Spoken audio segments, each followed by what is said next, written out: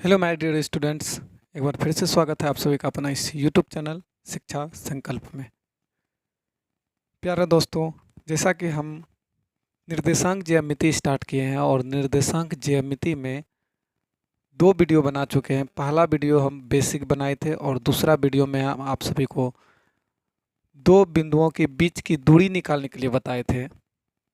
आज जो हम आप सभी को बताएंगे, दो बिंदुओं के मध्य बिंदु कैसे निकाला जाता है, वो आज आप सभी को हम इस वीडियो में बताने वाले हैं। तो लास्ट तक बने रहिएगा, वीडियो को स्किप नहीं कीजिएगा, तब जाकर आपको समझ में आएगा।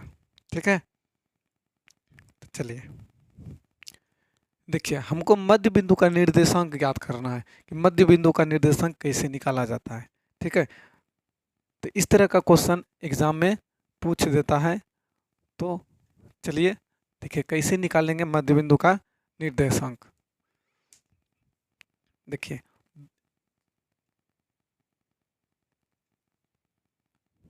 ये मान लेते हैं पहला ए बिंदु और इसको मान लेते हैं बी बिंदु।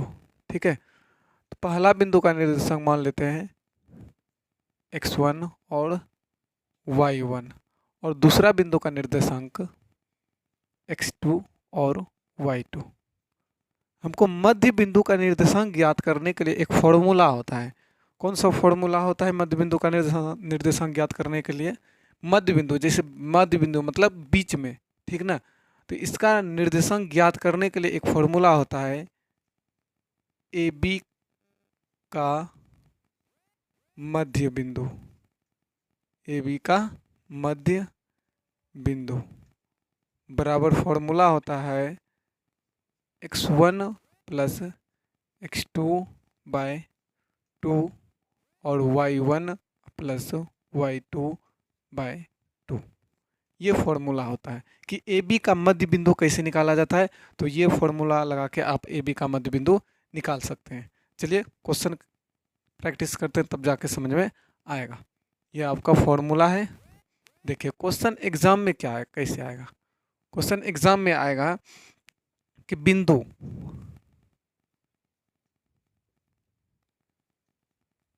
बिंदु 3,2 और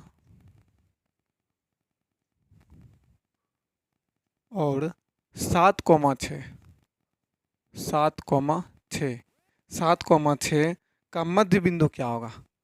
का मध्य बिंदु क्या होगा? ऐसा ही एग्जाम में पूछता है। तो कैसे बनाएंगे मध्य बिंदु का निर्देशांक क्या होगा? तो देखिए कैसे बनाना है। देखिए क्या क्या दिया है बिंदु।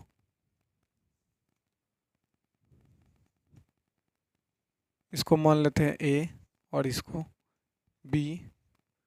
तो ए का निर्देशांक दिया है 3,2 और बी का निर्देशांक दिया है 7,6। इसका मतलब ये हमको क्या दिया है? ये हमको दिया है x1। ठीक है, देखिए x1 और ये क्या दिया है हमको? ये दिया है y1। उसी तरह ये x2 और ये y2। ठीक है, तो ये दोनों के बीच की मध्य बिंदु निकालना है। तो उसके लिए फॉर्मूला अभी तुरंत क्या बताए? ए बी का मध्य बिंदु बराबर, यहाँ पे लिखेंगे मध्य बिंदु बराबर फॉर्मूला क्या होता है? x1 plus x2/2 y1 plus y2/2। ये फॉर्मूला होता है। तो चलिए x1 कितना है? x1 3 है, 3 प्लस x2 कितना है? 7/2। y1 कितना है? 2 है और y2 कितना है? 6/2। ये 7 और 3 10 हो गया, 10/2 और ये 6 और 2 8/2। अगर कट रहा है तो कटाना भी है। ये हो जाएगा 5,4। ये हो गया ए बी का मध्य बिंदु क्या होगा, मध्य बिंदु 5,4, इसको मान लेते हैं पी, निकल गया 5,4। तो इसी तरह से आप ए बी का मध्य बिंदु निकाल सकते हैं, जैसा कि हम आपको बताए हैं। ठीक है, चलिए ये समझ में आ गया आप सभी को। चलिए एक क्वेश्चन और प्रैक्टिस कर लेते हैं। ठीक है, एक क्वेश्चन और प्रैक्टिस कर लेते हैं। जैसे क्वेश्चन दिया रहेगा, सिर्फ डिजिट चेंज करते हैं। क्वेश्चन दिया रहेगा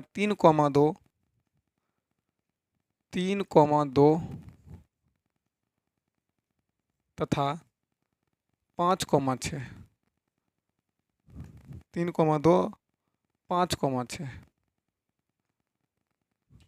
तो इसका निकालना है। तो कैसे निकालेंगे, तो देखिए अभी तुरंत हम बताए। अगर लिखना चाहते तो लिख लीजिए x1 बराबर 3 और x2 बराबर 5, y1 बराबर 2 और y2 बराबर 6। ठीक है, तो y2 बराबर 6। तो इसको हम बनाना है हमको मध्य बिंदु। तो मध्य डायरेक्ट फॉर्मूला लगाएंगे, क्या लगाएंगे, मध्य बिंदु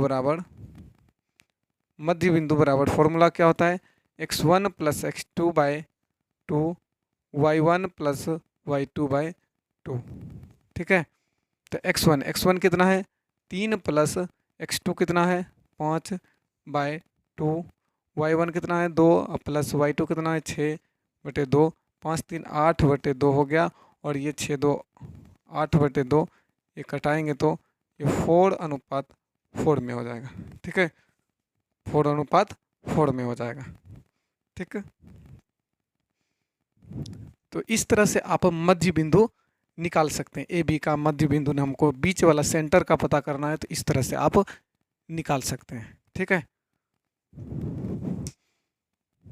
चलिए एक और क्वेश्चन प्रैक्टिस कर लेते हैं। तो क्वेश्चन है, सिर्फ डिजिट चेंज करते हैं हम, 2, -2 और ये डिजिट चेंज करते हैं 1, -3, सॉरी -2,2।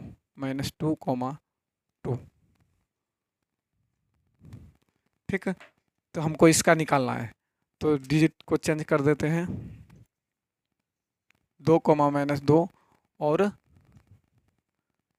ये है निर्देशांक -2,2। ठीक है, तो अब क्या करेंगे, वही फॉर्मूला लगाएंगे।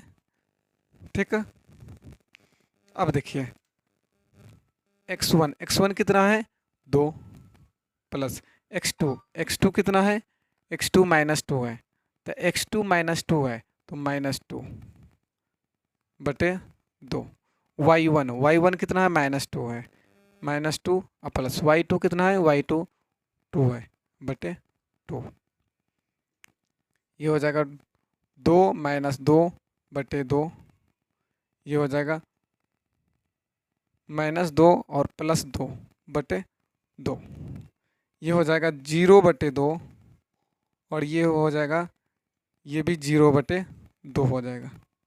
ठीक, 0/2 और ये 0/2, तो जब ये 0/2 2 से डिवाइड करेंगे तो 0 होगा, ये भी 0 होगा। ठीक है,